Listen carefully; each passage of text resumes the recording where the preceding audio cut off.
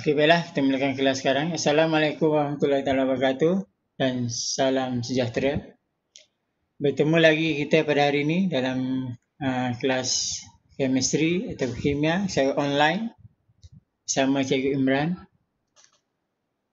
Okey, baiklah, hari ini kita pergi pada topik yang terakhir dalam tingkatan 5. Jika boleh kita nak habiskan minggu ini perbincangan kita. Bermula minggu depan kita akan mulakan dengan kelas latih 2B lah, buat persiapan untuk exam, terutamanya trial kan. Dalam kelas latih 2B tu kita akan banyak bincang tentang paper 2, kertas 2, kertas 3, teknik-teknik menjawab dalam kertas 3, banyak tu teknik dia. Okey, bila kita dah habis silibus hari ni lah. Okey, so diharapkan awak semua fokus pada hari ni. Kita nak habiskan sedikit lagi. Minggu lepas kita dah habiskan tentang soap and detergent. Iaitu apa? Iaitu tentang sabun dan juga detergent lah. Proses sabun ni buat bulan kaji balik dia daripada bahan apa? Sabun ni daripada bahan semula jadi lah. Sama ada kita gunakan lemak haiwan ataupun menggunakan apa? Minyak tumbuhan. Okey. Manakala deterjen pula daripada bahan petroleum. Okey, bahan petroleum. Apa spesialnya dalam tindak balas, kita dah belajar minggu lepas macam mana sabun boleh menyucikan. Okay, sabun boleh menyucikan. Cara dia menyucikan baju tadi atau kotoran tadi, untuk sabun dan deterjen dia adalah sama. Okey, dia sama, dia tak banyak beza. Sama sahaja. Tapi kita nak fokus pada air. Air ada dua jenis, air liat ataupun air lembut. Air ni yang membezakan dia. Apa maksud air liat? Air liat adalah air yang mengandungi banyak ion magnesium dengan kalsium. Kalau ditanya. Kalau air lembut, air yang biasa lah. Okey. So, dapati sabun menyucikan kita dah okey dah hari ni.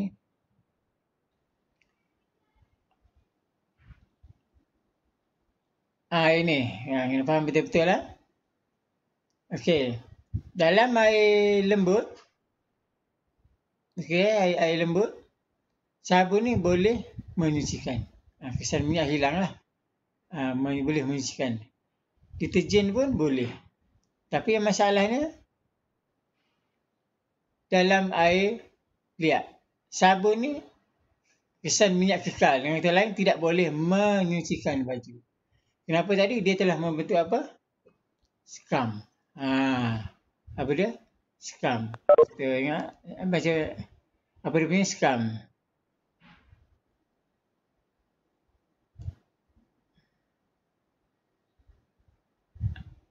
C-U-M. Ataupun bahasa Melayu ke kat. Okey, ni dalam apa? Dalam air liat lah, hot water. Ni. Boleh kita kena ingat tu. Okey. So, kejap lagi kita akan tengok beberapa soalan berkenaan dengan kaedah ataupun berkaitan dengan air lembut dengan air liat ni yang pernah keluar dalam soalan SPM. Kalau ada photostat tadi, print tadi, dia lah kat situ. Okey.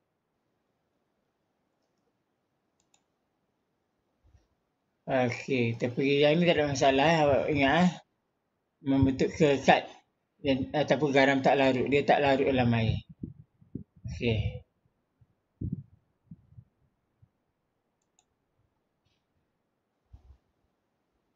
Satu lagi structure bagi deterjen. Ni dia tanya juga. Macam mana structure bagi deterjen? Ni structure dia. Dia daripada sulfuric acid. Ni alkyl. Anti-alkyl. Ini alkyl punya rantai. Rantai mana ni? Ni rantai alkyl. Siapa pula? Tak stabil.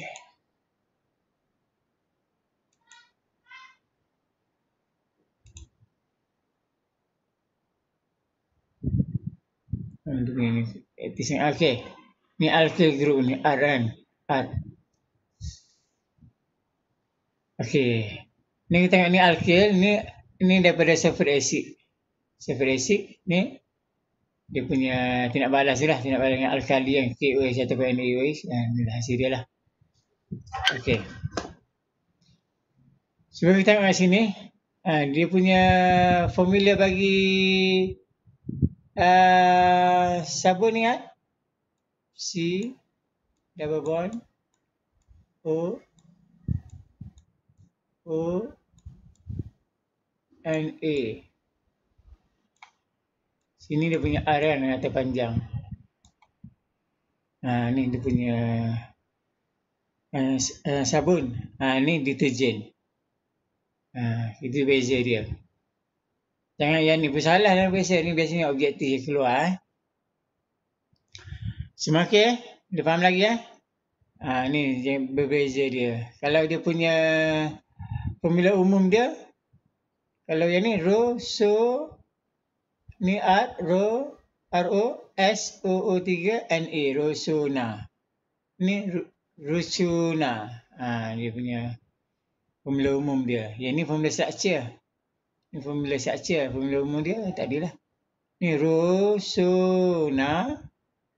Kalau sabun Rosona.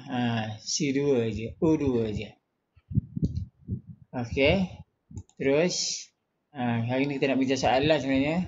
Buat boleh kaji sedikit. Ni saya dah bincang minggu lepas.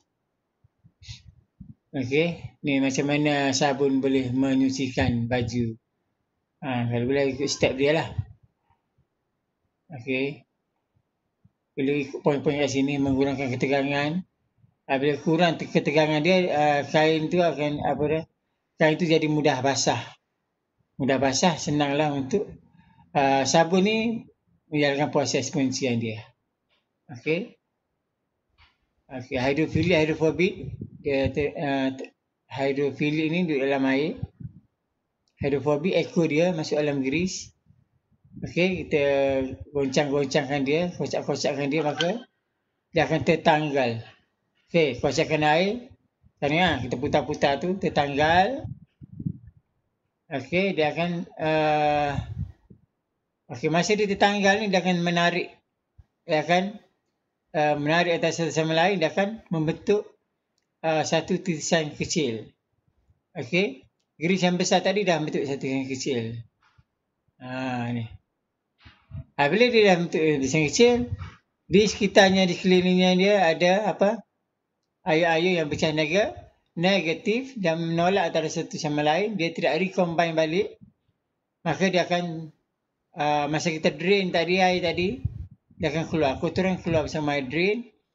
Maka kita akan dapati kain kita akan jadi bersih lah. Jemurnya bersih, wangi. Okey, boleh faham Okey, so kita pergi pada bahan tambah makanan.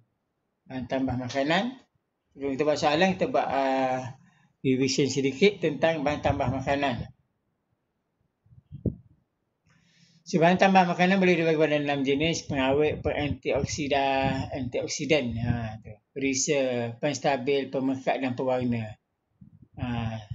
Tapi ni sebenarnya simple saja, tapi yang jadi masalahnya dia melibatkan hafalan. Kena hafal.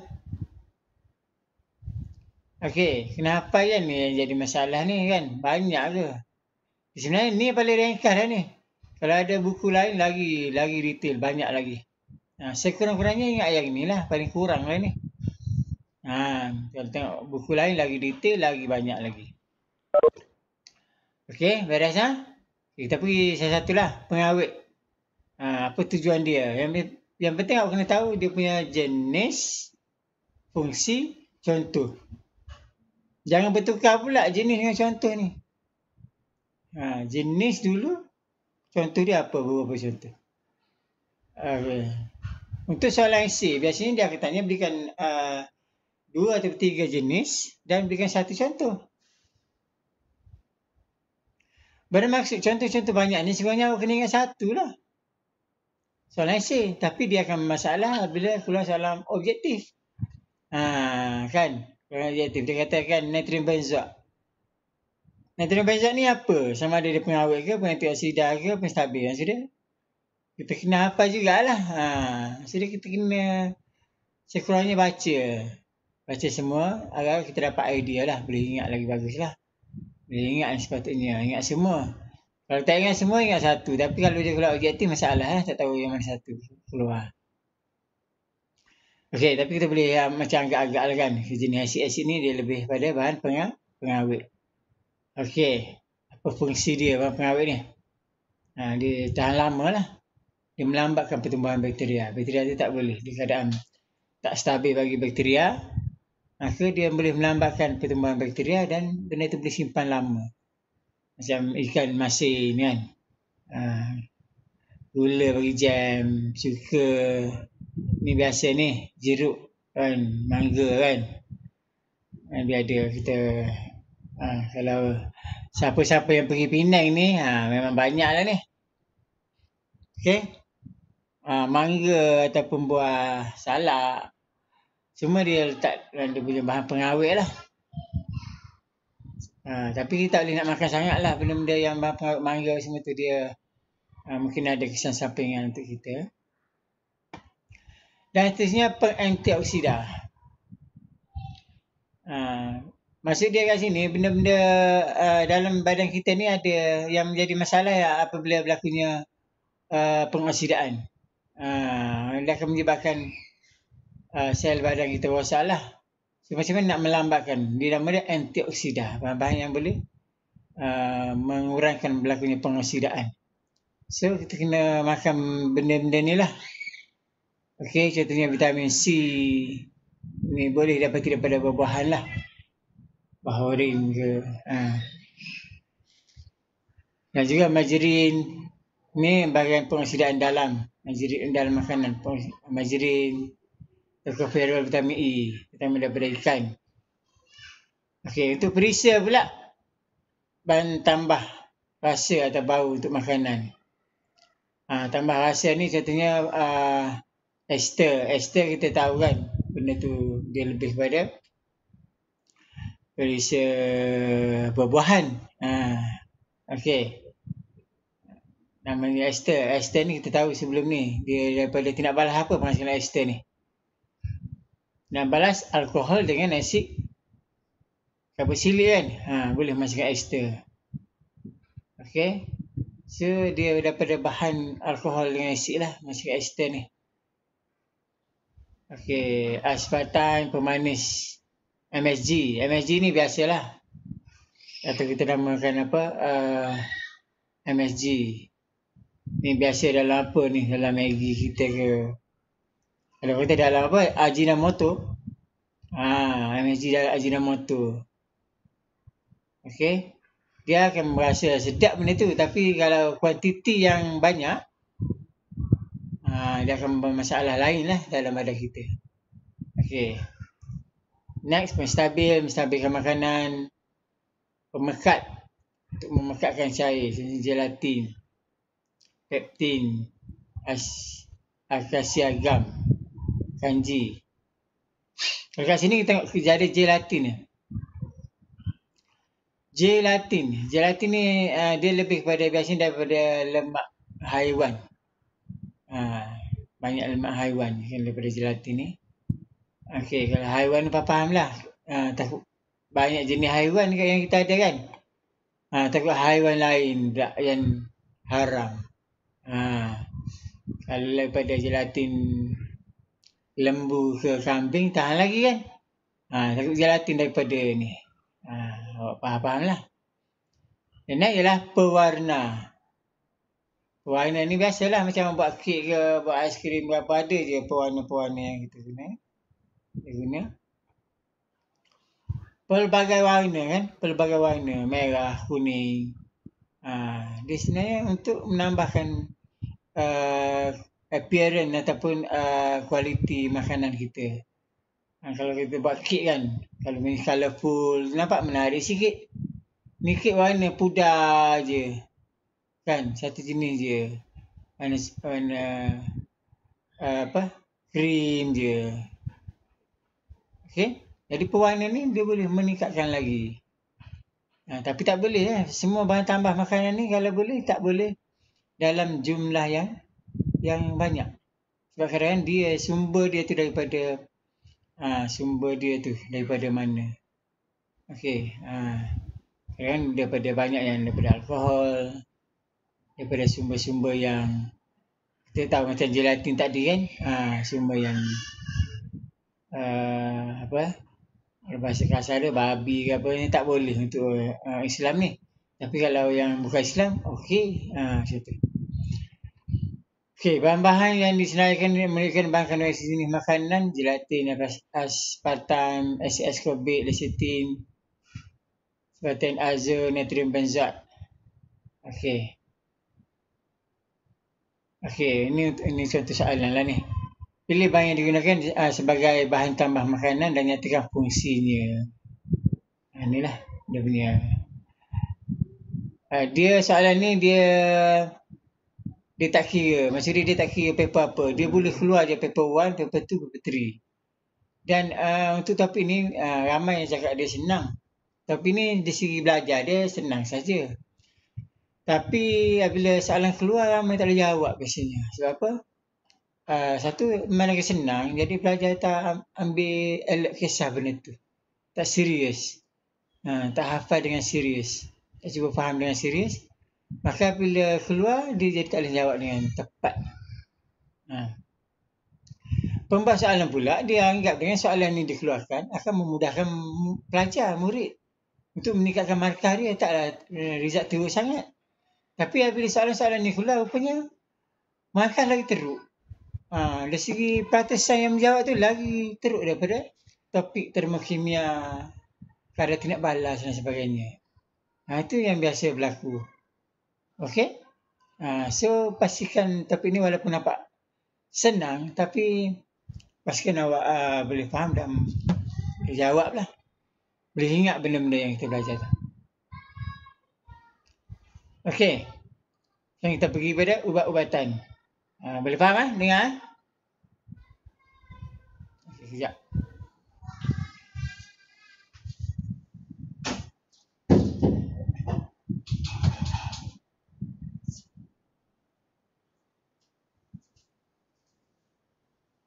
Okey, boleh. Sambung balik. Ubat-ubatan, ubat-ubat tradisional dan ubat moden. Okey, ubat-ubatan tradisional. Sebenarnya banyak ni. Dia bukan ni saja, banyak lagi. Kalau awak dapat share internet dan sebagainya, banyak lagi ubat-ubatan dan sekarang ni baru dijumpai. Ni yang dah famous lah ni. Tapi sekarang ni awak cuba tengok apa yang ni. Okey, so antara yang biasanya yang inilah. Okey, bawang putih, melawat sistem asma halia, sistem lidah buaya, empedu bumi dan sebenarnya banyak lagi. Kalau kita dengar khabar sekarang ni, ada saya dengar yang terbaru. Rupanya kita makan buah betik ni yang terbaru lah, artikel terbaru tu, makan buah betik. Kita makan apa? Betik. Kita biasa makan dia punya isi dia kan. Dan biji dia kita buang. Ramai yang macam tu. Jaranglah simpan biji tanam apa semua ni. Biasa dia buang je. Rupanya biji dia tu banyak lagi khasiat dia dari segi perubatan tradisional.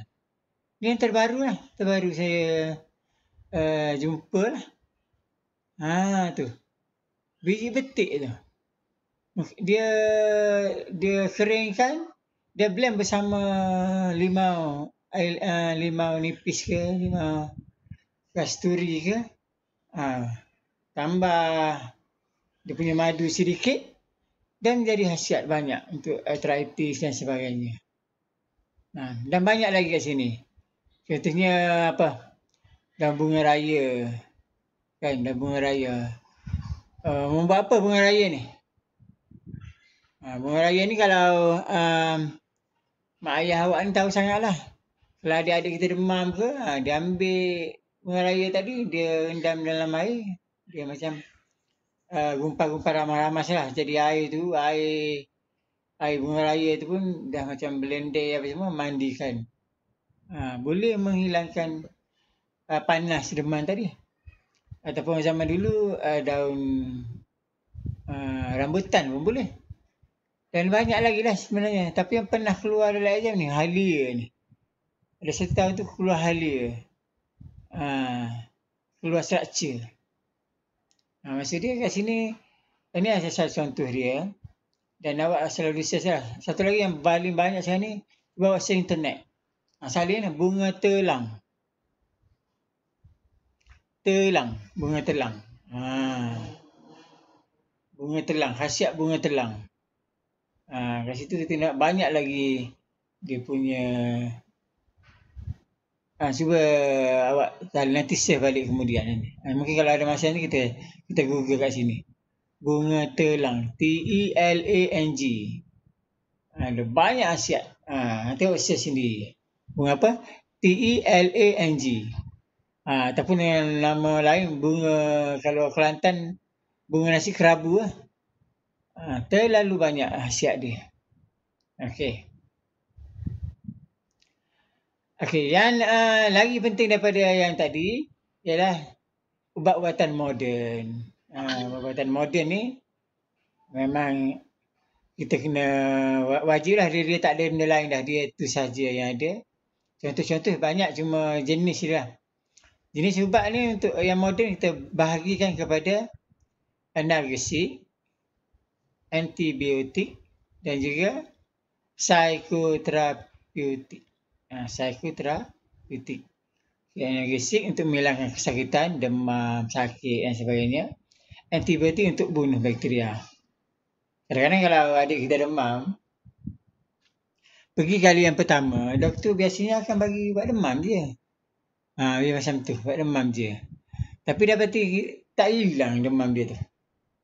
Okey?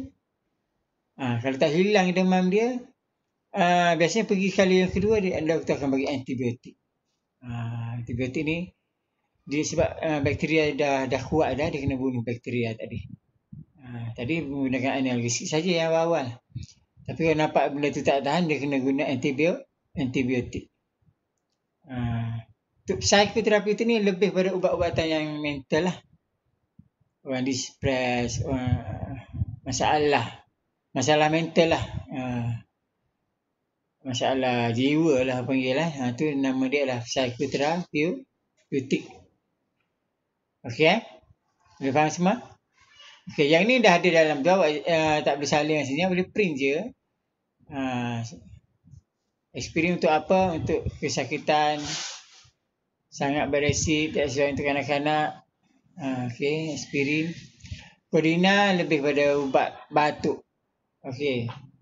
So, cuba ubat batuk ni dia tak boleh nak selalu makan lah, kena ikut dos yang doktor berikan.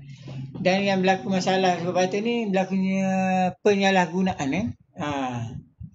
Kita biasa dengar geng-geng ubat batuk.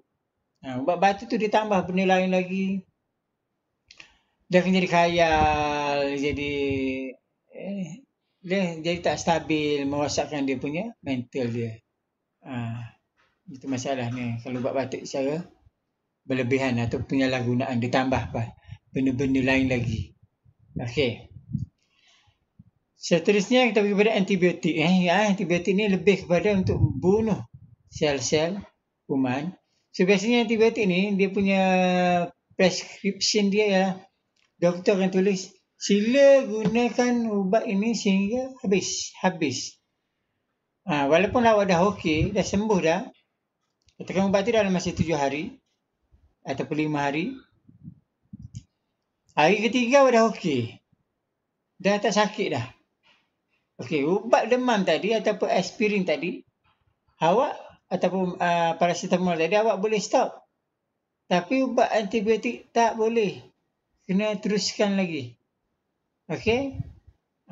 Ubat antibiotik kena teruskan lagi walaupun apa? Walaupun awak dah okey, dah sihat lah kan. Macam tu. Kita kena teruskan lagi. Sebab apa? Untuk memastikan semua bakteria matilah. Okey. Faham kalau tidak, apa jadi kalau kita tak teruskan? Okey, kalau tidak, kalau tak teruskan, apa yang akan jadi? Bakteria tu akan immune dengan ubat tadi. Dengan antibiotik tadi. So, maksudnya dia tak sempat nak mati, tapi benda tu kita dah stop, dia pun macam pulih balik. Bila pulih balik, dia dah ada immunity sedikit dengan antibiotik tadi. Dan apabila kita makan lagi, dia dah boleh tahan. Boleh tahan dengan antibiotik, dengan ubat tadi. Maka awak tak akan sembuh lah daripada penyakit tadi. So, kemungkinan kita akan menggunakan antibiotik jenis lain pula. So, jadi untuk penggunaan antibiotik ni dia lebih kepada prescription dia, iaitu kita kena guna ubat ni sehingga habis. Maksudnya sehingga yang dijelaskan oleh doktor lah, sama ada 5 hari ataupun 7 hari. Okey. Dan kebanyakan ubat-ubatan ni kita biasanya kita akan ambil dia atau makan dia selepas makan. Kebanyakan macam itulah. Selepas makan. Okey. Faham dah? Okay, next ialah psikoterapeutik. Ini lebih kepada masalah mental, merawat kemurungan, kan? Merawat kemurungan ni antara contoh-contoh ubat dan fungsi dia lah. Jenis, maksud di sini kena ingat jenis dia psikoterapeutik. Contoh dia ni stimulan, antidepressant, barbiturate, tranquilizer dan antipsykotik. Ni contoh jenis. Biasa pernah juga keluar soalan essay. Dia kata berikan jenis dan contoh. Tapi awak tak susun betul-betul. Bukan awak lah. Ada pelajar tu dia tak ingat yang mana jenis, yang mana contoh. Dia cakap lah jenis dan contoh. Dia pun cakap jenis antidepressant. Macam tu. Contoh psikoterapeutik, ataupun kerana dia tak ingat apa benda dah. Dia pakai cakap je. Semua yang dia bagi tu bukan jenis pun, semua dia bagi contoh. Jadi salah macam tu. Ataupun awak buat jelas, secara jelas, tulis jenis, lepas tu jenis, lepas tu dia punya psikoterapeutik, contoh baru bagi dia punya ni. Kalau awak tak nak buat macam tu, ikut soalan. Soalan tu nak dulu apa? Jika soalan tu kata jenis, bagi jenis dahulu, lepas tu kemudian disusuli dengan contoh. Jangan terbalik. Pernah ni berlaku kes yang terbalik ni. Kalau terbalik, maksudnya dia bagi contoh dulu, bagi jenis, tak dapat markah. Tu masalah dia. So kena dengar betul-betul. Dan kena faham cara nak jawab dia. Okey, yang ni kena boleh baca sendiri kan. Barbiturate tu menghilangkan rasa cemas. Ni semua ni ubat-ubatan doktor ni. Hospital. Okey, ni contoh dia, ubat dia. Boleh. Okey. Contoh soalan. Ahmad dia cakap, saya rasa sakit kepala dan demam. Li pula, saya tidak dapat tidur waktu malam. Wijayan pula cakap apa? Saya mengalami pendarahan pada bahagian kaki. Mungkin mengakibatkan jangkitan bakteria. Nampak tak? Ni ada kata jangkitan bakteria. Ini tak dapat tidur malam. Ni macam ada masalah ni. Ini rasa sakit demam. Berdasarkan situasi ataupun dialog di atas ini, apa yang sesuai? Berikan setiap ubat, nyatakan jenis ubat, nama ubat, fungsi ubat dan cara penggunaan yang betul. Okey, so kena ikut ni. Yang ni dia dah cakap jenis ubat, dia dah direct macam ni. Kalau direct macam ni, jenis ubat, dia nyatakan jenis ubat, nama ubat. Ada sekarang ni soalan essay, jadi kena susun ikut urutan dia. Jika awak tak nak cakap jenis nama ni, kena susun ikut urutan dia lah. Biasa ubat, nyatakan jenis ubat, nama ubat, fungsi ubat. Cara guna yang betul. Macam tu. Yang paling bagus jawapannya macam ni lah. Jenis ubat tulis je. Nama ubat apa. Cara penggunaan dia. Macam tu. Okey? Boleh faham lah?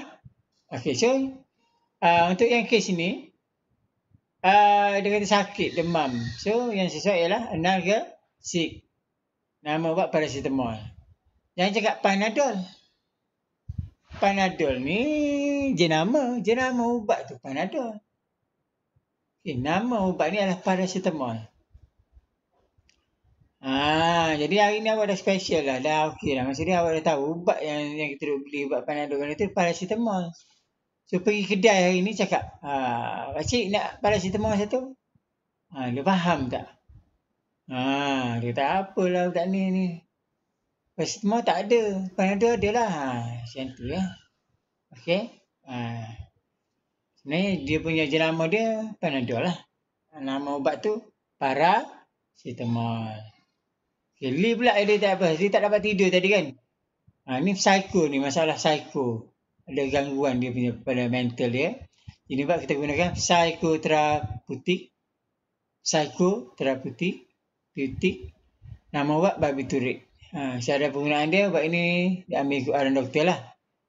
Okay, dia punya ni. Ataupun kita ambil dia selepas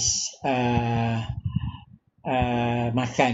Biasanya kalau kita tak ada air. Ni ubat ni dia punya cara penggunaan yang biasa lah ni. Ubat ini ambil ikut arahan doktor. Ingat yang tu je. Ataupun makan selepas makan. Wijaya tadi dia ada masalah apa? Masalah dia pendarahan pada kaki dia. Tak henti-henti. Dia ada masalah. Jangkitan bakteria dah. Ada jangkitan lain lah pula. So nama dia kita guna jenis ubat adalah antibiotik. Nama ubat penicillin. Okay. So semua antibiotik harus dihabiskan. Kita makan penicillin. Kalau doktor kata makan dalam masa 5 hari, 7 hari, kena habiskan. Walaupun dia punya kaki dia dah okey dah tadi. Wijayan tadi. Pendarahan pada kaki. So, walaupun dah okey, berhenti dan sembuh dah dalam masa 3-4 hari, kena habiskan ubat itu juga. Apabila jenis ubat itulah antibiotik. Antibiotik ni dia, nama dia beza-beza tapi dia akan tulis itu, antibiotik. Dia akan tulis pada ni, antibiotik. Nama antibiotik ni pelbagai jenis ya. Ada link kat belakang tu, antibiotik lah tu. Satu mycin, ada sin in belakang tu biasanya antibiotik. Okay, so apa kesimpulan dia? Semua ubat yang digunakan mestilah ikut arahan doktor dan ambil selepas makan. Ini dia punya cara penggunaan dia. Kalau ditanya yang penggunaan, letak je dua-dua ni. Tak apa kan. Ini soalan essay kan. Okey. Faham tak? Beres? Belajar tentang ulang kajian sabun deterjen. Bahan tambah makanan, ingat banyak tu kena hafal lah dia punya jenis, fungsi dan contoh-contoh dia. Dan ubat-ubatan. Ubat-ubatan tadi tradisional dengan moden. Banyaklah ubat-ubatan pada yang tradisional ni banyak. Tradisional ni walaupun kadang-kadang kita tulis yang famous lah. Famous tu maksud dia yang macam orang lain pun tahu. Sebab kadang-kadang yang kita tulis tu, kita dengan mak kita je tahu. Benda tu macam special sangat. Dan dia tak ada dalam skema pemakahan. Dan pemeriksa pun macam tak berapa clear. Mungkin dia tak bagi markah. So ambil yang famous lah. Macam tu. Boleh? Boleh faham ni?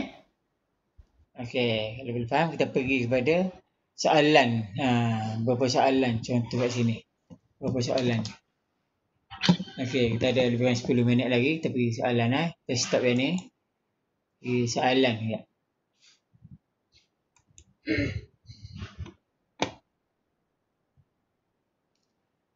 Okey, soalan.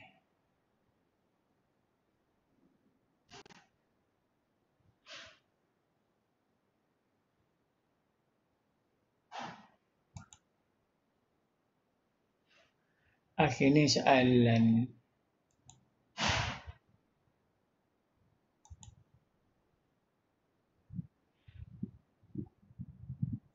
Okey. Saya dah share dah soalan ni, takut ada yang tak nampak. Nampak ke?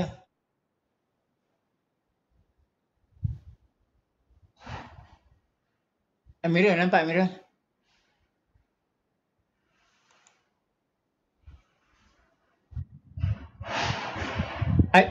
Tak nampak Amirul? Tak nampak?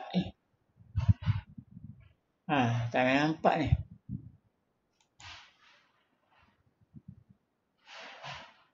Nampak pula ni.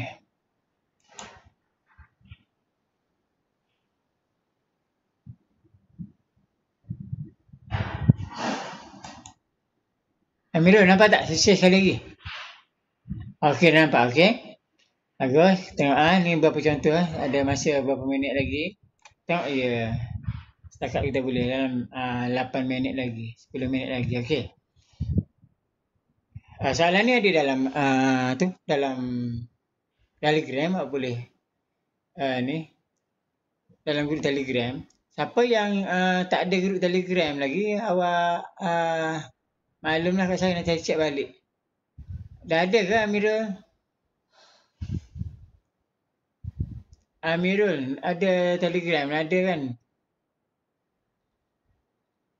Dah ada ke tak? Kalau ada, boleh ambil kat situ. Cuba tengok yang ni. Ni special ni. Ni tahun 2017 saya tak silap ni.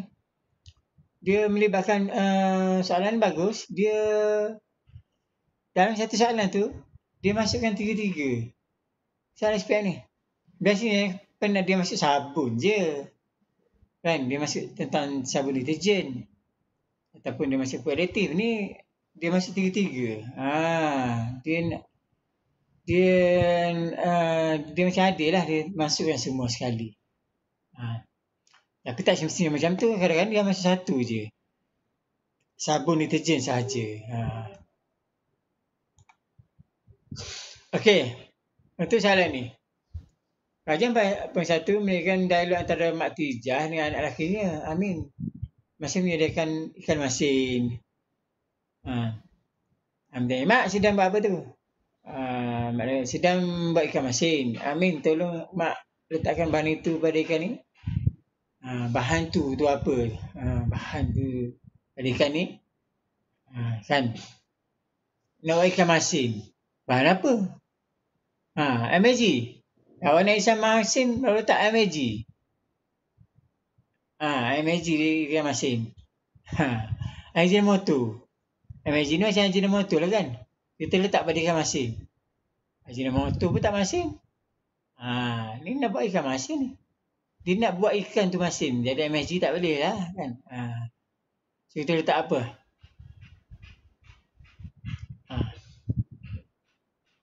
Pengawet nama dia apa? Tu dia punya jenis kan. Garam. Bagus. Kita letaklah garam. Okey. Garam biasa. Yang biasa yang dekat rumah kita. Okey senang je soalan ni. Sebenarnya soalan ni senang je kat Adil lah. Soalan senang je. Tapi kadang-kadang kita tak ingat langsung. Tak boleh lah. Mengapakah bahan garam tambah pada ikan? Garam tadi kita tambah pada ikan. Kenapa? Itu. Mengapa bahan tadi tambah pada ikan? Kita nak cepat kan? Rupanya garam ni menarik air keluar daripada sel mikroorganisma. Maksudnya dia punya mikroorganisma yang ada kat situ pun kering. Dia pun mati juga. Dalam dia tak ada air. Apa dia? Kita tarik garam tadi. Okey? Dia menarik air keluar. Dia ni kira ni isotonik, hypotonik lah ni. Ni belajar tentang air punya kepekatan. Okey. Garam tu kurang air, dia tarik semua.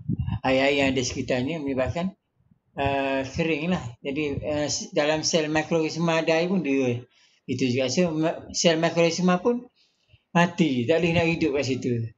Dia kalau punya garam dia jadi jam. Apa garam tu habis air-air dalam sel mikroorganisma pun dia menarik keluar. Jadi ikan kita tu akan kekal masin dan tak rosak lah. Tak rosak. Boleh tahan lama. Okey. Yang ni cerita tentang apa pula ni? Ni tentang ubat-ubatan ni. Ubat-ubatan ni. Menunjukkan simptom yang dikesan oleh 3 pesakit.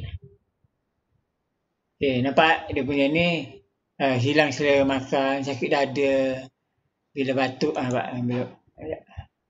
Sakit dada bila batuk. Hilang selera makan. Ni pesakit A ni. Awak ni doktor lah kan? Ni kenapa? Tak dapat makan lah. Tak ada selera lah nak makan. So, aku tahu dah. Okey. Okey, itu dah cakap dah. Ada 5 minit je lagi. Okey, so, hilang selera makan dan sebagainya. So, kita nak jadi doktor nanti macam ni lah. Kita tahu apa benda yang nak bagi pada pesakit kita. Lepas tu, orang nak jadi doktor ni kena bijak. Banyak menghafal. Tidak. Lain sakit, lain pula diberinya. Okey, yang B pula suhu badan dia 38 panas ni. Rasa sakit-sakit apa semua. Sakit kepala. Ni lebih pada demam dan sakit-sakit ni. Apa ubat yang sesuai? Okey, lepas tu yang ini, yang pesakit C pula merasakan diri macam kemurungan je ni. Emosi tak stabil, halusinasi, mengamuk, meracau. Ni C. So antara ni A, B, C ni apakah ubat-ubat yang sesuai untuknya? Dia dah ada idea clue dekat sini. So berilah ubat dia yang sesuai. So apa jawapan dia? Okey, so pesakit A tadi. Pesakit A dia punya ni ni batuk, hilang selera makan, sakit-sakit juga. Siapa yang sesuai? Kita gunakan antibiotik. Ni mungkin kalau batuk-batuk tu disebabkan oleh bakteria. Lepas tu kita bincang sekarang ni, mungkin bakteria ataupun virus. Sekarang ni virus yang menyebabkan virus apa? Corona virus kan.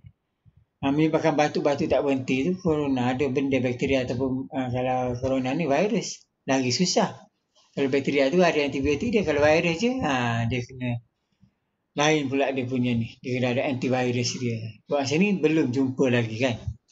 Kita belum jumpa lagi antivirus ni. Okey, pesakit B pula. Apa tadi pesakit B? Ni sakit kepala apa semua ni sakit-sakit. Sakit-sakit ni lebih kepada analgesik. Demam, sakit, lebih pada analgesik kan. Okey, C tadi lebih pada apa? Yang ada masalah apa tadi? Masalah halusinasi, masukkan diri kemurungan. Apa? Psikoterapeutik. Psikoterapeutik. Ini dah jadi psikoterapeutik. Okey. Nyatakan satu preskripsi yang perlu dipatuhi oleh pesakit A semasa pengambilan ubat supaya penyakit tidak berulang. Antibiotik ingat tak tadi? Kita kena habiskan. Kita kena apa? Makan semua antibiotik yang telah dipreskripsikan oleh doktor supaya semua bakteria akan terbunuh. Bakteria boleh terbunuh. Okey. Boleh mati semua. Kalau tidak, dia akan imun. Kalau tak makan habis, ni antibiotik yang biasa susah sikit. Ramai yang kalau dah okey, dia pun berhenti. Sampai sebulan tu sakit balik. Sebab ada rupanya bakteria tu dia aktivate balik dan menyebabkan badan kita sakit dan menyerang badan kita balik. Yang ni yang ramai ni, tak berapa nak ni. Okey. Okey, masa dah ni dah. Okey. Yang ni nampak tak saya cakap tadi? Dia ada semua. Soalan ni bagus ni, soalan 2017 biasa ni. Dia ada tentang makanan, tentang ubat-ubatan, tentang sabun dan deterjen. Ini dia tengok kesan sabun dan deterjen dalam air liat dengan air lembut. Okey. Nanti awak print dalam print dia dalam Telegram. Kalau masa dah tak berapa mengizinkan, saya rasa dia akan habis bila-bila masa saja. Okey. Habis bila-bila masa saja ni dalam masa 9 minit aja lagi. So, boleh buat yang ni. Yang ni dia cerita tentang apa? Air laut dengan ejen pencuci A. Okey. Air laut dengan ejen pencuci B. Yang ni dia guna semua air liat. Tapi dia tukar ejen je. Pencuci A dan pencuci B. Maksudnya salah satu ni sabun, salah satu deterjen dalam air laut. Air laut kita tahu. Kalau sabun tak boleh menyucikan. Kan? Dalam air liat boleh. So daripada sini kita tahu lah siapa sabun, siapa deterjen. P dengan Q ni. Okey, so siapa? P ni apa ni? Dia kata kotoran minyak tertanggal ni boleh. So P ni lah deterjen. Q remain. Tak boleh. So Q ni adalah sabun. Faham tak? Okey, berdasarkan pengertian terangkan perbezaan. So perbezaan ni segi menyucikan lah.